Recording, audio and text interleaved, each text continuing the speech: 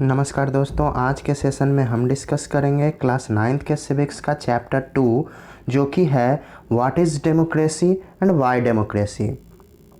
तो इस चैप्टर को पढ़ने से पहले पिछले चैप्टर में हम लोगों ने पढ़ा था कुछ डेमोक्रेसी के बारे में, उसके कुछ एग्जाम्पल्स को समझा था कि वहाँ क्या डेमोक्रेसी है, और उसके बाद अब हम डिस्कस करेंगे कि डेमोक्रेसी क्या है और इसका डिफिनेशन क्या है और डेमोक्रेसी की क्यों ज़रूरत हमें पड़ती है। तो इस चैप्टर में हमें कौन कौन से टॉपिक पढ़ना है, पिछले चैप्टर में हम लोगों ने पढ़ लिया था कि कहाँ कहाँ किस किस कंट्री में कैसा डेमोक्रेसी है, उस डेमोक्रेसी के लिए क्या क्या स्ट्रगल करना पड़ा, ये सारा चीज़ हमने पढ़ा था।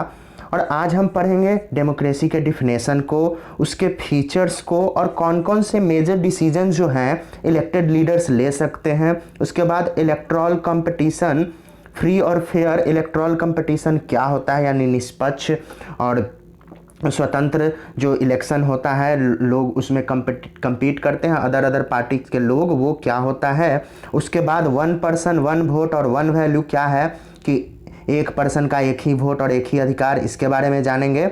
उसके बाद रूल ऑफ लॉ, यानी कानून का जो रूल है वो, उसका जो शासन है, और हर एक का जो राइट है, हर एक जो सिटीजन का, उसके राइट्स का जो रिस्पेक्ट करना है उसके बारे में। उसके बाद कि डेमोक्रेसी क्यों ज़रूरी है, वाई डेमोक्रेसी। उसके बाद आर्गूमेंट्स, मतलब डेमोक्रेसी के खिलाफ क्या क्या जो लोग हैं वो क्या बोलते हैं कि डेमोक्रेसी में क्या क्या खामियां हैं, तो उसके खामियों को जानेंगे। उसके बाद क्या क्या उसमें उसके पक्ष में लोगों ने बोला है, क्या क्या उसका जो क्या उसका जो पक्ष है वो हम जानेंगे। और डेमोक्रेसी के बॉर्डर मीनिंग को, मतलब अगर उसको विस्तार से डेमोक्रेसी को समझा जाए तो अब हमने किया क्या कि डेमोक्रेसी को तो जान लिए कि डेमोक्रेसी होता मतलब डेमोक्रेसी है क्या, कहाँ कहाँ किस तरीके का डेमोक्रेसी है, उसके एग्जाम्पल को हमने जान लिया। और उसके बाद हम अब जान रहे हैं उसके डिफिनेशन को। तो ऐसा क्यों, मतलब एग्जाम्पल ही पहले जान लिए और डिफिनेशन को बाद में जान रहे हैं।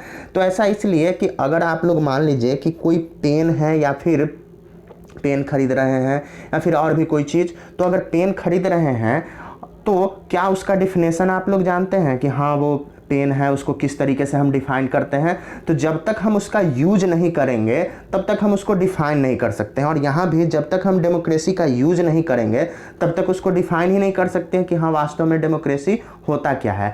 और किसी भी चीज़ को डिफाइन करना तभी ज़रूरी होता है जब हमें किसी चीज़ से उसे डिस्टिंग्विश करना है, उसको हमें अलग बताना है, उसका डिफरेंस बताना है कि दूसरे चीज़ से वो किस तरीके से अलग है। तो यहाँ भी डेमोक्रेसी और नॉन डेमोक्रेसी, यानी कि डेमोक्रेटिक कंट्री और नॉन डेमोक्रेटिक कंट्री के बीच में हमें डिफरेंस बताना है। इसीलिए डेमोक्रेसी का हमें ज़रूरत पड़ा, मतलब डेमोक्रेसी को डिफाइन करने की ज़रूरत पड़ी।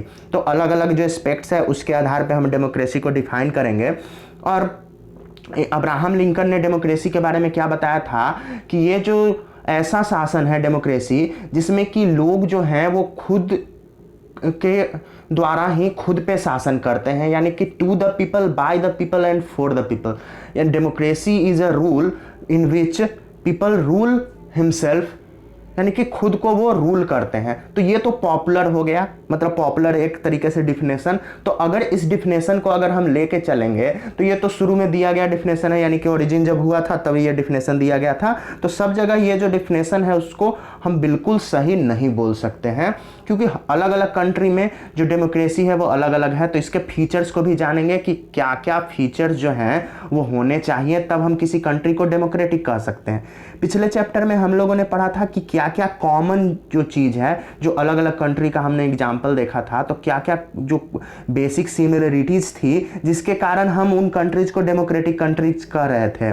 तो अभी हम उसमें देखेंगे इस चैप्टर में कि क्या क्या जो है वो होना चाहिए, किस किस पॉइंट्स का होना ज़रूरी है कि किसी भी कंट्री को हम कहेंगे कि डेमोक्रेटिक है या नहीं। क्योंकि बहुत सारे जो कंट्रीज हैं वो चाहते हैं कि उनको डेमोक्रेटिक कंट्री कहा जाए, लेकिन वास्तव में वो डेमोक्रेटिक होते नहीं हैं। तो किस किस बेसिस पे हम इसको डिफाइन करेंगे कि कोई भी कंट्री जो है वो डेमोक्रेटिक कंट्री है या नहीं। जैसे अगर देखा जाए कि ओरिजिन का हिसाब, जैसे कि जो अब्राहम लिंकन ने जो डिफिनेशन दे दिया, अगर उसी डिफिनेशन को लेकर के चलें, तो अगर कंप्यूटर का एग्जाम्पल हम लें तो कंप्यूटर जो हमारा था तो शुरू में उसका काम क्या था कि कंप्यूट करना, यानी कोई भी सम है उसको ईजिली कैलकुलेट कर देना। तो बस उसका वही काम था, इसी कारण से उसका नाम क्या पड़ा, कंप्यूटर। तो उसी तरीके से डेमोक्रेसी का शुरू में जो काम था उसके कारण वो डेमोक्रेसी नाम पड़ा।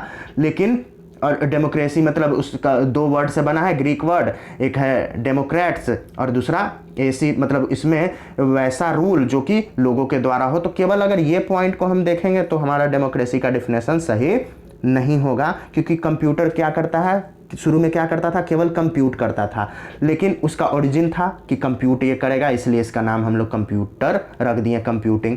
लेकिन अभी वो कर क्या सकता है कि उसमें हम लोग कुछ टाइप कर सकते हैं, यानी लिख सकते हैं, उस पर मूवी देख सकते हैं, उस पर हम नेट सर्फ कर सकते हैं, कुछ डाउनलोड कर सकते हैं, यानी वो अब जो है वो मल्टीटास्किंग हो गया। तो अब हम करेंगे क्या कि उसको, जो कंप्यूटर है हमारा, उसको अब उसका डिफिनेशन है उसको हम चेंज कर सकते हैं अभी के हिसाब से, यानी प्रेजेंट टाइम में जो है उसका डिफिनेशन चेंज हो सकता है। तो उसी तरीके से डेमोक्रेसी भी है, यानी कि समय के साथ उसका जो डिफिनेशन है वो चेंज होते जा रहा है, क्या क्या उसमें बदलाव आ रहा है, क्योंकि हमेशा कुछ न कुछ सुधार हो रहे हैं। तो उस हिसाब से अब हम डेमोक्रेसी को जानेंगे। तो सबसे पहले है कि डेमोक्रेसी है क्या, तो इसका सिंपल डिफिनेशन जो कि अब्राहम लिंकन जो दिए थे वही सिंपल डिफिनेशन है कि democracy is a form of government in which the rulers are elected by the people.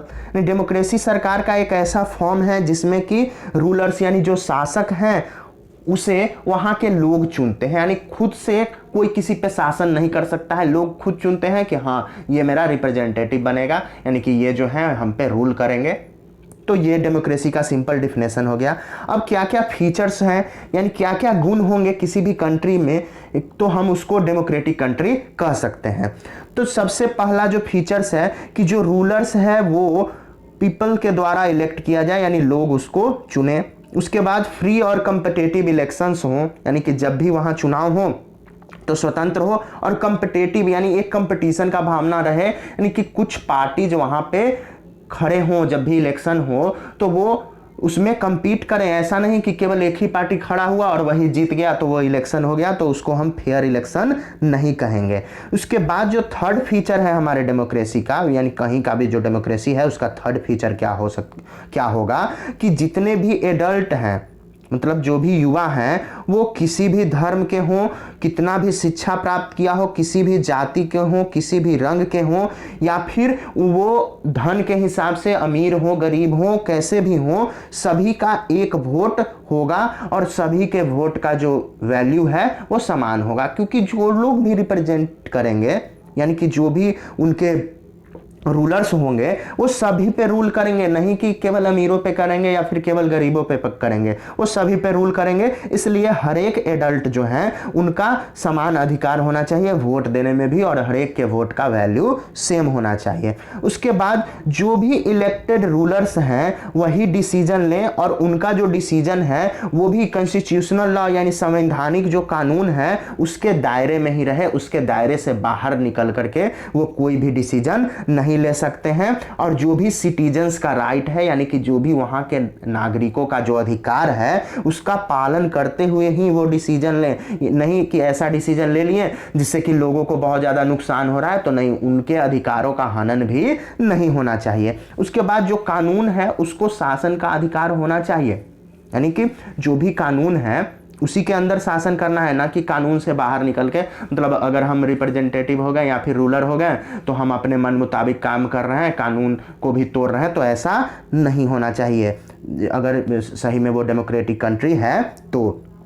उसके बाद जो भी संविधान है, संविधान के थ्रू हर एक नागरिक के अधिकारों का रक्षा होना चाहिए डेमोक्रेटिक कंट्री में, तो ये इसका फीचर हो गया। और वहाँ का जो जुडिशियरी सिस्टम है, यानी जो न्यायिक प्रणाली है, जो कोर्ट है, वो इंडिपेंडेंट होना चाहिए, यानी कि अगर कोई नेता जो कि अभी पार्टी में है वो जीता हुआ है, फिर भी अगर कोई वो करता है अनफेयर काम, तो उसको कोर्ट जो है उसके खिलाफ सजा सुना सकता है, मतलब उसको सजा दे सकता है। तो कोर्ट के पास ऐसा राइट होना चाहिए, तभी हम कहेंगे कि जो कंट्री है वो डेमोक्रेटिक कंट्री है। अब जो इलेक्टेड लीडर्स हैं वो क्या क्या डिसीजन ले सकते हैं, बड़े बड़े डिसीजंस, तो उनके बारे में हम जानेंगे कि major decisions by elected leaders. इसको कुछ एग्जांपल्स यानी अलग अलग कंट्री के कुछ एग्जांपल से हम समझेंगे कि वहाँ क्या क्या डिसीजन लिया गया था, क्या वो जो डिसीजन लिया गया था वो सही था और वहाँ के जो इलेक्टेड लीडर्स थे उन्होंने ही लिया था या फिर कोई दूसरे लोग लिए थे। तो अगर पाकिस्तान का केस देखा जाए तो पाकिस्तान में हुआ क्या था कि वहाँ जनरल परवेज मुशर्रफ जो थे वो मिलिट्री के लीडर थे, यानी कि मिलिट्री में जो हेड पोस्ट होता है, सबसे उच्च पोस्ट, वो थे, जो कि अभी वहाँ के जनरल बाजवा हैं। तो वो अक्टूबर 99 में उस पोस्ट पे थे, मिलिट्री के हेड पोस्ट पे। उन्होंने किया क्या कि वहाँ का जो डेमोक्रेटिकल इलेक्टेड गवर्नमेंट था, यानी कि जो लोगों ने जिस गवर्नमेंट को चुना था वोट दे करके, उसको ओवरथ्रू कर दिया, यानी कि हटा दिया, और खुद उस कंट्री के प्रेसिडेंट बन गए, यानी कि पाकिस्तान के वो खुद राष्ट्रपति बन गए वहाँ के राष्ट्रपति को हटा करके। और 2002 में क्या हुआ कि उन्होंने एक रेफरेंडम पास किया कंट्री में, यानी पाकिस्तान में, और उसमें वो उन्होंने क्या बताया कि ये जो प्रेसिडेंट थे उन्होंने बहुत सारा माल प्रैक्टिस किया, बहुत सारे फ्रॉड किए हैं, बहुत सारे घोटाले किए हैं, जिसके कारण वो जो प्रेसिडेंट बने थे परवेज मुशर्रफ, उनका जो शासनकाल था उसको और 5 साल के लिए बढ़ा दिया गया कि 5 साल और आप रहिए और जो भी जांच करना है वो सारा जांच कीजिए कि इन्होंने क्या क्या गड़बड़ किया था। तो ये जब लॉ पास हो गया जो जिसका नाम था लीगल फ्रेमवर्क ऑर्डर, तो इसके कारण उनको प्रेसिडेंशियल पावर मिल गया, यानी राष्ट्रपति का जो पावर था उनको मिल गया, क्योंकि कानून ऐसा पास हो गया। और उन्होंने किया क्या कि जो लोगों ने चुना था अपने नेशनल, मतलब कि राष्ट्रीय जो पार्टी था उसको चुना था, जो स्टेट लेवल पे बहुत सारे पार्टीज को जो चुनाए थे लोगों ने, उनके पावर को डिसमिस कर दिया, यानी जो प्रेसिडेंट बने परवेज मुशर्रफ सबके शक्ति को खत्म कर दिए। उसके बाद जो इलेक्शन हुआ था वहाँ उसको भी खत्म, मतलब इलेक्शन का भी कोई वैल्यू नहीं रहेगा, जो भी नेता मंत्री जो चुने गए हैं वो सबको हटा दिया जाए। और इस केस में पाकिस्तान जो था वहाँ भी इलेक्शन होता था, मतलब हुआ था, और जो भी इलेक्टेड, मतलब जो भी लोग चुने जाते थे, जो भी उम्मीदवार, उनके पास केवल कुछ ही पावर रहता था। तो लोग चुन रहे हैं लेकिन पूरा पावर उनके पास नहीं है। तो फाइनल पावर जो रहता था, यानी कि जो अंतिम शक्ति, यानी कोई भी डिसीजन लेना है तो वो कौन ले सकते हैं, तो मिलिट्री ऑफिसर्स या फिर जो जनरल मुशर्रफ जो थे वो खुद वही फाइनल डिसीजन ले सकते थे। तो इस कारण से इसे हम डेमोक्रेटिक कंट्री नहीं कहेंगे, क्योंकि लोगों ने अपने रूलर्स को चुना और वो रूलर लोगों पे शासन कर ही नहीं रहा है, शासन करने वाला कोई और है, और रूलर जो हैं उनके पास भी जो पावर है वो कम पावर है, यानी वो भी बंधे हुए हैं एक तरीके से दूसरे के अधीन। तो हम इस कंट्री को डेमोक्रेटिक कंट्री नहीं कहेंगे इस सिचुएशन में। तो अगर डेमोक्रेसी को इसके हिसाब से अगर डिफाइन किया जाए तो क्या होगा कि किसी भी डेमोक्रेसी में जो फाइनल डिसीजन मेकिंग पावर जो है वो किनके हाथ में होना चाहिए, तो उन लोगों के हाथ में जो जिन्हें लोगों ने खुद चुना है, यानी लोगों के चुने हुए जो उम्मीदवार हैं वही फाइनल डिसीजन ले सकते हैं, ना कि खुद जो आकर के अपना रिप्रेजेंटेटिव बन गए हैं या रूलर बन गए हैं वो। अब जो नेक्स्ट है वो है फ्री और फेयर इलेक्टोरल कंपटीशन, यानी जो भी चुनाव हो वो स्वच्छ हो, मतलब क्या उसको कह सकते हैं कि स्वतंत्र हो और फेयर हो, यानी निष्पक्ष चुनाव हो। तो अब इसका एग्जाम्पल हम लेंगे चाइना और मैक्सिको का एग्जाम्पल हम देखेंगे, और उसके बाद ये फ्री और फेयर इलेक्टोरल कंपटीशन जो है उसको हम समझेंगे कि क्या यहाँ जो इलेक्शन होते हैं वो फ्री और फेयर इलेक्शन होते हैं या नहीं। तो चाइना में जो इलेक्शन होता है वो हर एक 5 साल पे होता है, रेगुलरली होता है, और यहाँ कंट्री का पार्लियामेंट के जो लोग हैं वो चुने जाते हैं। जैसे यहाँ भारतीय जो संसद है जिसको हम पार्लियामेंट कहते हैं, वहाँ जो है वो नेशनल पीपल्स कांग्रेस है। तो नेशनल पीपल्स कांग्रेस में जो भी मेंबर हैं वो हर एक 5 साल पे वोट होता है और वहाँ इलेक्शन के बाद वो चुने जाते हैं। लेकिन अब नियम क्या क्या है कि वहाँ इलेक्शन में कंटेस्ट करने से पहले, यानी कौन लोग इलेक्शन लड़ेंगे, उनके लिए क्या है कि जो भी कैंडिडेट हैं उनको सबसे पहले अप्रूवल कौन देगा? तो चाइनीज कम्युनिस्ट पार्टी, यानी कि जो चाइना का एक कम्युनिस्ट पार्टी है जो अभी वहाँ रूल कर रहा है, वही उस कैंडिडेट को अप्रूवल प्रदान करेगा, तभी वो इलेक्शन में लड़ सकते हैं, मतलब खड़े हो सकते हैं, नहीं तो नहीं। उसके बाद गवर्नमेंट जो वहाँ बनती है वो हमेशा कम्युनिस्ट पार्टी की ही बनती है। तो ये फ्री और फेयर इलेक्शन तो हो नहीं रहा है। अब मैक्सिको जो है वहाँ हो क्या रहा है? तो यहाँ अगर जैसे चाइना का ही अगर कहा जाए तो लोग चुनाव में क्या कर रहे हैं कि वोट दे रहे हैं, लेकिन उनके पास चॉइस ही नहीं है कुछ चुनने का, क्योंकि उनके पास बस एक उम्मीदवार खड़ा कर दिया गया कि जो कि इसी पार्टी का है, अब उसी को वोट देना है। तो संसार को दिखाया क्या जा रहा है कि हाँ हम इलेक्शन करवा रहे हैं, हमारा जो कंट्री है वो डेमोक्रेटिक कंट्री है, लेकिन वास्तव में डेमोक्रेटिक कंट्री है ही नहीं, क्योंकि लोगों के पास चॉइस ही नहीं है। अलग अलग अगर चॉइस रहेगा तभी तो वो चुनेंगे कि हाँ इस बार ये जो पार्टी है वो अच्छा नहीं कर रही है, तो अगली बार हम दूसरे पार्टी को चुने। तो ऐसा चाइना में नहीं हो रहा है। अब मैक्सिको का एग्जाम्पल देखा जाए तो मैक्सिको में प्रत्येक 6 साल पे वहाँ के प्रेसिडेंट का चुनाव होता है, लेकिन हो क्या रहा है कि 2000 तक जो भी चुनाव हुए हैं उन सब में केवल एक ही पार्टी यानी पीआरआई, जिसका कि नाम है इंस्टीट्यूशनल रिवोल्यूशनरी पार्टी, वही जीतते आ रही है। दूसरा कोई पार्टी वहाँ जीतता नहीं है। अब जो अपोजिशन पार्टी है वो वहाँ अगर इलेक्शन लड़ती भी है तो कभी भी जीत नहीं पाती है, हमेशा पीआरआई पार्टी ही जीतता है अपने बहुत सारे डर्टी ट्रिक्स के कारण, जो कि उसके इलेक्शन जीतने का बहुत सारा ट्रिक्स है। तो अब कौन कौन से ट्रिक वो अपनाता है? तो वहाँ करता क्या है कि जो अपोजिशन के पार्टी के जो लोग हैं, अगर वो कहीं पे सभा कर रहे हैं, कुछ कर रहे हैं, तो उनको सभा को भंग कर दिया जाता है, मतलब आप जो कर रहे हैं सभा वो इलीगल है। और जो भी गवर्नमेंट स्कूल में पढ़ने वाले बच्चे हैं तो टीचर को बोला जाता है कि जो भी गार्जियंस हैं उन गार्जियंस को आप फोर्स कीजिए कि हाँ पीआरआई जो पार्टी है उसी को वोट देना है। तो ये एक हो गया। उसके बाद और क्या होता है कि जो भी वहाँ गवर्नमेंट का हमेशा जो मीटिंग होते रहता है उसमें जितने भी गवर्नमेंट ऑफिशियल हैं यानी सरकारी जो भी नौकरी करने वाले लोग हैं उन सबको शामिल होना पड़ता है उस मीटिंग में। और मीटिंग में बताया जाता है कि हाँ इलेक्शन जो हो रहा है उसमें आपको हम ही को वोट देना है। तो अगर ये दोनों केस देखा जाए तो इन दोनों केस से अगर हम कह सकते हैं, इन दोनों केस से, क्योंकि फर्स्ट चैप्टर में हम लोगों ने पढ़ा है कि डेमोक्रेसी होता क्या है, तो यहाँ से डिसीजन निकल के आता है कि ये जो दोनों कंट्री है मैक्सिको और चाइना, ये डेमोक्रेटिक कंट्री नहीं है, तो हम इसे डेमोक्रेसी नहीं कह सकते हैं। तो यहाँ से क्या निष्कर्ष निकल के आया कि डेमोक्रेसी जो होता है उसमें क्या होना चाहिए?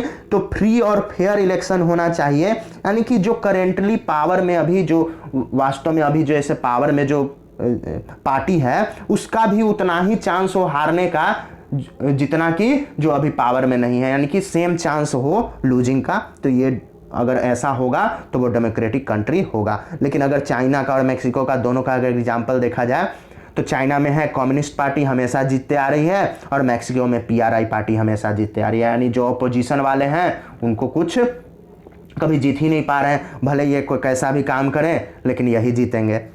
अब जो नेक्स्ट है वो 1 पर्सन 1 वोट और 1 वैल्यू, यानी एक इंसान एक व्यक्ति का एक वोट और एक वोट का एक ही मूल्य होना चाहिए, यानी सभी के वोट का जो मूल्य है वो बराबर होना चाहिए। तो इसके बहुत सारे एग्जाम्पल हैं जहां की इक्वल राइट वोट को डिनाई कर दिया गया है, यानी कि वहां का जो सरकार है उस चीज को नहीं मानती है। तो अगर हम सऊदी अरब का एग्जाम्पल देख लें तो यहाँ जो महिलाएं हैं उनको वोट देने का अधिकार ही नहीं है। और अगर इस्टोनिया का देखा जाए एग्जाम्पल तो यहाँ का ऐसा नागरिकता कानून है, ऐसा नागरिकों के लिए नियम है कि जो भी रसियन माइनॉरिटी हैं यानी रसिया से आकर के बहुत दिन से वहीं पे रह गए हैं, जो कि अल्पसंख्यक है, बहुत कम लोग हैं, उनको वोट देने में काफ़ी मुश्किल होती है क्योंकि उनको वोट ही नहीं देने दिया जाता है। और वही अगर फिजी का देखा जाए जो एक छोटा टापू वाला देश है, तो वहाँ का इलेक्टोरल सिस्टम इस टाइप का है कि जो खास फिजी के जो रहने वाले हैं उनके वोट का ज़्यादा वैल्यू है, जबकि जो इंडिया से जाकर के फिजी में रहे हैं बहुत सारे लोग पहले ही चले गए थे यानी इंडियन जो फिजियन हैं उनके वोट का जो वैल्यू है वो कम आंका जाता है। तो यहाँ 1 पर्सन 1 वोट और 1 वैल्यू नहीं है। तो इसके हिसाब से क्या कंक्लूजन निकला कि किसी भी डेमोक्रेसी में हर एक जो एडल्ट सिटीजन है यानी जो युवा नागरिक हैं उनके एक वोट का यानी प्रत्येक वोट का एक ही मूल्य होना चाहिए, ये नहीं कि किसी के वोट का ज़्यादा मूल्य और किसी के वोट का कम मूल्य। अब रूल ऑफ लॉ यानी कानून के हिसाब से ही शासन करना है और हर एक के अधिकारों का सम्मान करना है। तो इसके हिसाब से अब कैसे हम डिफाइन करेंगे किसको, तो डेमोक्रेसी को। तो अगर जिम्बाब्वे का देखा जाए तो जब से वो इंडिपेंडेंस हुआ है तो वहाँ जानु पीएफ एक पार्टी है वही शासन करते आई है, और ये जो पार्टी थी वहाँ का जो रिवोल्यूशनरी जो मूवमेंट था, क्रांतिकारी जो आंदोलन था इंडिपेंडेंस के लिए, तो उसमें ये पार्टी लड़ी थी और बहुत पॉपुलर पार्टी भी है। तो यहाँ के जो लीडर हैं रॉबर्ट मुगाबे जो कि रूल करते हैं कंट्री को, और ये बहुत ही पॉपुलर हैं, लेकिन फिर भी बहुत सारे ऐसे प्रैक्टिस करते हैं इलेक्शन में, बहुत सारे ऐसे कार्य करते हैं जिसके कारण इन्हें लोग अब पसंद नहीं करते हैं। फिर भी ये बहुत पॉपुलर है, फिर भी लोग पसंद नहीं करते हैं। तो इलेक्शन जो है यहाँ रेगुलरली होता है, लेकिन और जानु पीएफ पार्टी ही हमेशा जीतती है। अब जो अपोजिशन पार्टी के वर्कर हैं उनको हमेशा हरास किया जाता है, उनके मीटिंग को डिसरप्ट कर दिया जाता है। पब्लिक प्रोटेस्ट अगर कुछ हुआ यानी लोग अगर कुछ विरोध किए तो सरकार उनको इलीगल घोषित कर देती है, यानी ये गैर कानूनी कार्य कर रहे हैं। वहाँ का जो टेलीविज़न है, जो रेडियो है, वो भी सरकार के कंट्रोल में ही रहती है, यानी कि रूलिंग पार्टी का ही वर्जन दिखाना है। अगर कुछ और दिखाएं तो उनको भी हरास किया जाएगा। और न्यूज़पेपर वहाँ है जो इंडिपेंडेंट है, स्वतंत्र है, लेकिन फिर भी अगर गवर्नमेंट के खिलाफ कोई जर्नलिस्ट अगर कुछ छापते हैं तो उनको भी परेशान किया जाता है। और वहाँ का इस सरकार ने किया क्या कि जो कोर्ट ने बहुत सारा जजमेंट दिया सरकार के खिलाफ उसको इग्नोर कर दिया, और जो भी जज थे जिन्होंने ऐसा अगेंस्ट उनका फैसला सुनाया था उनको प्रेशराइज किया गया। तो अगर इस हिसाब से अगर हम देखें rule of law and respect of right के हिसाब से, तो जो चीज़ पॉपुलर है या लोगों के बीच में जो कॉमन है उसी को हम ये नहीं मान सकते हैं कि हाँ यही सही डेमोक्रेसी है या फिर यही जो रूलर है वो सही है। क्यों? क्योंकि हमारा भी कुछ थिंकिंग होना चाहिए, यानी हम अपने दिमाग से सोच करके इस चीज़ को चुने कि जो सरकार है वो सही में शासन कर रही है या नहीं। जरूरी नहीं है कि जो पॉपुलर लोग हैं वो सही ही सरकार चलाएं, वो उनका जो शासन हो वो सही ही हो। तो इस केस में देखा जाएगा तो जो गवर्नमेंट है यहाँ का जिम्बाब्वे का वो डेमोक्रेटिक नहीं है, क्योंकि यहाँ लोगों के पास बेसिक राइट नहीं है, ना ही पॉलिटिकल अपोजिशन है, यानी कि राजनीतिक वो जो अपोज करना है वो नहीं कर सकते हैं, और ना ही न्यायिक प्रणाली दुरुस्त है कि जो कानून है उनके खिलाफ कोई एक्शन ले सकती है। जो जुडिशियरी है, जो कोर्ट है, उनके सरकार के खिलाफ कोई भी एक्शन नहीं ले सकती है जिम्बाब्वे में, और अगर लेगी भी तो उसको डिप्रेस किया जाएगा, उसको हरास्ट किया जाएगा। तो अब यहाँ से क्या कंक्लूजन निकल के आता है कि जो डेमोक्रेटिक गवर्नमेंट है उसका जो लिमिट जो कॉन्स्टिट्यूशन लॉ के द्वारा जो एक लिमिट दिया गया है उसी के अंतर्गत आकर के वो रूल करे, और सिटीजन का जो अधिकार है उसका रिस्पेक्ट करें, ना कि उस रूल के बाहर चले जाएं, जो लॉ है उसके बाहर जा कर के हम अपना शासन करें। और अगर सिटीजन का राइट का हनन होता है उनके अधिकारों का तो उससे कोई मतलब नहीं है। तो ऐसे अगर कोई गवर्नमेंट हो तो हम उसको डेमोक्रेटिक गवर्नमेंट नहीं कहेंगे। अब डेमोक्रेसी क्यों जरूरी है, तो इसके लिए कुछ इसके अगेंस्ट में दिया गया है आर्गुमेंट्स कि डेमोक्रेसी क्यों जरूरी है। तो इसके अगेंस्ट में यानी इसके विरोध में लोगों ने क्या बोला है कि डेमोक्रेसी में होता क्या है कि जो लीडर्स हैं वो हमेशा चेंज होते रहते हैं। डेमोक्रेसी में जो नेता हैं वो हमेशा बदलते रहते हैं, जिसके कारण अस्थिरता रहता है, यानी कभी ये रूल कर रहा है मतलब इसका पार्टी है, कभी दूसरे का पार्टी। तो होता क्या है कि अगर दूसरे का पार्टी आ गया तो वो पहले वाले सरकार पे ब्लेम करेगी कि पहले का सरकार जो था वो ऐसा नहीं किया, ये काम नहीं किया, वो काम नहीं किया, जिसके कारण हम ये चीज़ें नहीं कर रहे हैं। या फिर जो प्रीवियस जो गवर्नमेंट थी अगर कोई योजना लॉन्च कर दी तो जो बाद में जो गवर्नमेंट आए हैं वो क्या करेंगे कि उस योजना को आगे नहीं बढ़ाएंगे, या फिर उस योजना का नाम चेंज करके, अगर करना भी है तो नाम चेंज करके और अपने योजना में शामिल करके उसको करेंगे। तो ऐसा डेमोक्रेसी में होता है, ऐसा लोगों का मानना है। अब डेमोक्रेसी जो है उसमें पॉलिटिकल कंपटीशन है, यानी राजनीतिक एक तरीके से स्पर्धा, हम कह सकें कि राजनीतिक स्पर्धा है। और यहाँ पावर प्ले होता है, यानी जिसके पास जितना शक्ति होता है वो अपना पूरा ताकत झोंक देता है इलेक्शन में, मतलब अपने पावर का खेल। और यहाँ कोई भी मॉरलिटी का कोई स्कोप नहीं है, यानी जो लोग हैं, जो पॉलिटिकल पार्टी के जो लोग हैं वो मॉरल नहीं होते हैं। ये सब जो है वो अगेंस्ट डेमोक्रेसी कहा गया है।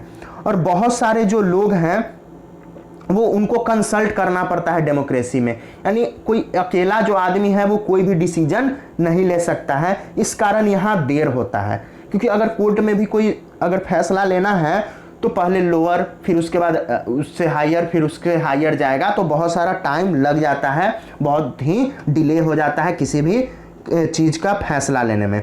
अब जो और क्या है इसका आर्गुमेंट जो इसके अगेंस्ट है कि जो इलेक्टेड लीडर्स हैं वो लोगों के इंटरेस्ट को अच्छे से नहीं समझ पाते हैं कि किस चीज़ में उनका रुचि है, तो इस कारण से बहुत बार वो बैड डिसीजन भी ले लेते हैं।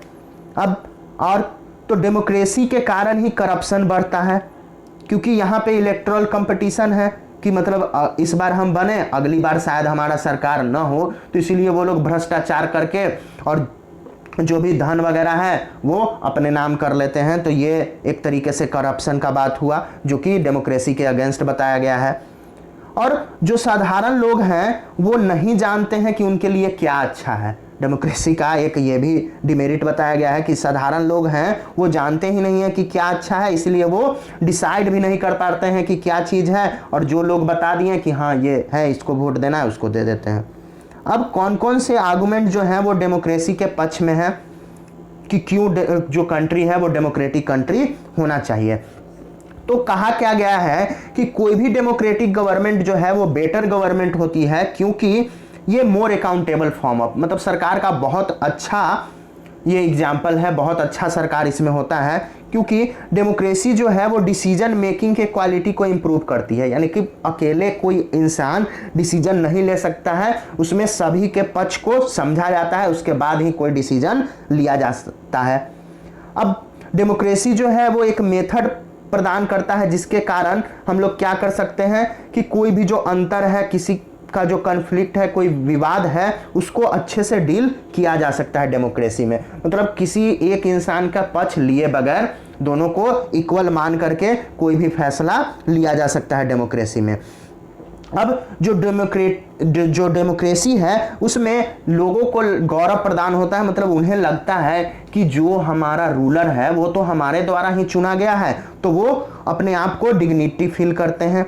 अब डेमोक्रेसी जो है वो अपने मतलब अगर हम कोई गलती किए हैं तो उसको सुधार करने का मौका देता है। मान लीजिए कि अगर इस बार इलेक्शन हुआ और हम अगर किसी गलत गवर्नमेंट को चुन लिए, किसी गलत सरकार को चुन लिए, तो हमारे पास ऐसा राइट है, अधिकार है कि अगली बार जब इलेक्शन हो तो उनको उस पद से हटा दें। लेकिन अगर मोनार्चियल अगर गवर्नमेंट रहेगी, यानी कि राजशाही या फिर डिक्टेटरशिप रहेगा, मिलिट्री शासन, तो वहाँ पे हमारे पास ऐसा अधिकार नहीं रहेगा। अब बृहद रूप से मतलब बिल्कुल एक्सपेंडेड रूप से डेमोक्रेसी का मीनिंग हम समझेंगे ब्रॉडर फॉर्म में। तो बहुत सा जो कॉमन फॉर्म ऑफ डेमोक्रेसी है हमारे समय का, तो इसमें है क्या कि जो भी रिप्रेजेंटेटिव है डेमोक्रेसी के, तो इसमें अब डिसीजन कौन लेंगे, तो मेजोरिटी, यानी कि जो ज़्यादा लोग हैं वो डिसीजन लेंगे on the behalf of all the people. क्योंकि अब क्या होगा कि बहुत सारे लोग एक जगह कहीं मीटिंग में नहीं बैठ सकते हैं या फिर सब लोग डिसीजन नहीं ले सकते हैं, तो उन जो अधिक से अधिक लोग हैं उनके द्वारा जो चुना गया जो रिप्रेजेंटेटिव है वही उनके बिहाफ में क्या करता है, उन लोगों के बिहाफ में डिसीजन लेता है। अब जो मेजोरिटी ऑफ पीपल हैं वो कहेंगे क्या कि उनके द्वारा जो चुने गए इलेक्टेड रिप्रेजेंटेटिव हैं वही क्या कर रहे हैं कि उन पर शासन कर रहे हैं, यानी जिनका वोट ज़्यादा होगा, मतलब जो ज़्यादा लोगों के द्वारा पसंद किए जाएंगे वही जीतते हैं किसी भी डेमोक्रेसी में। अब जो भी डेमोक्रेटिक डिसीजन है उसमें कंसल्टेशन ज़रूरी है, यानी कि किसी से कंसल्ट करना है, किसी से पूछना है, ऐसे नहीं कि खुद से डिसीजन ले लिए।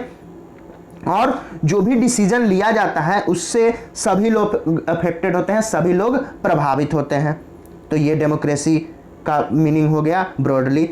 अगर डेमोक्रेसी जो है उसका प्रिंसिपल क्या है कि उसको हम सभी जगह अप्लाई कर सकते हैं। अगर डेमोक्रेसी जो है उसको हम कहीं भी, जरूरी नहीं है कि केवल कंट्री में ही, हम डेमोक्रेसी के रूल को कहीं भी अप्लाई कर सकते हैं। तो डेमोक्रेसी को जैसे गवर्नमेंट में तो हम अप्लाई कर ही सकते हैं, अपने फैमिली में भी अप्लाई कर सकते हैं, उसी तरीके से सबको समान अधिकार, और कोई दूसरे जो संगठन है उसमें भी हम डेमोक्रेसी को अप्लाई कर सकते हैं, और ये अप्लाई किया भी जाता है। तो यहाँ जो सिविक्स का जो सेकंड चैप्टर था वो समाप्त हुआ। धन्यवाद।